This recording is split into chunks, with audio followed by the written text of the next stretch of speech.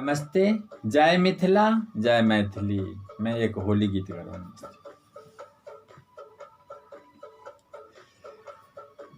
महावीरा खेले अवध में हो, महावीरा खेले अवध में, महावीरा महावीरा खेले अवध में होली महावीरा।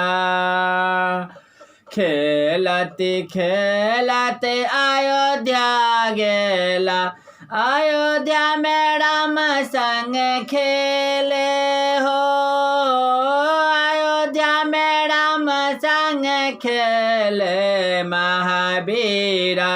महावीरा खेल अयोध्या में होली महावीरा।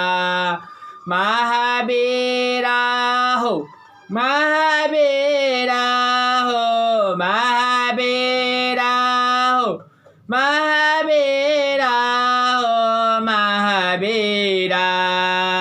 महावीरा खेल अयोध्या में होली महावीरा।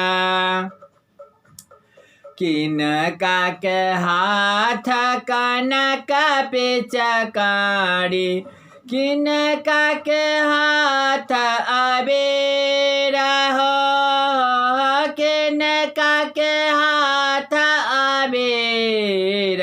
महावीरा महावीरा खेल तरंग अबीर महावीरा। रामचंद्र के हाथ कनक पिचकारी, महावीर के हाथ अबीर हो, महावीर के हाथ अबीर। महावीरा महावीरा खेल तरंग अबीर महावीरा। केयो पहिर प्यारा पीताम्बरी, महावीरा पहिर लंगोटा हो, महावीरा पहिर लंगोटा। महावीरा महावीरा खेल तरंग अबीर महावीरा।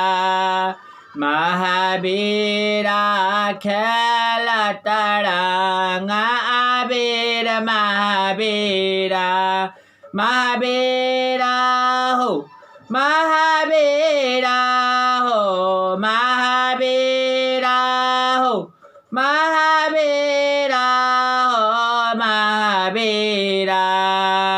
महावीरा खेल तरंग अबीर महावीरा। महावीरा हो, महावीरा हो, महावीरा हो, महावीरा हो, महावीरा। महावीरा खेल तरंग अबीर महावीरा। किनका के भोजन मक्खन मिश्री, किनका के भोजन लाडू हो, किनका के भोजन लाडू। महावीरा महावीरा खेल तरंग अबीर महावीरा।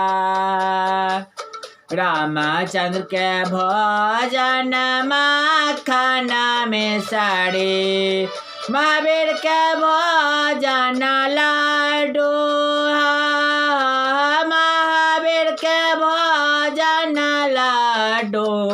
महावीरा महावीरा खेल तरंग अबीर महावीरा। महावीरा खेल तरंग अबीर महावीरा।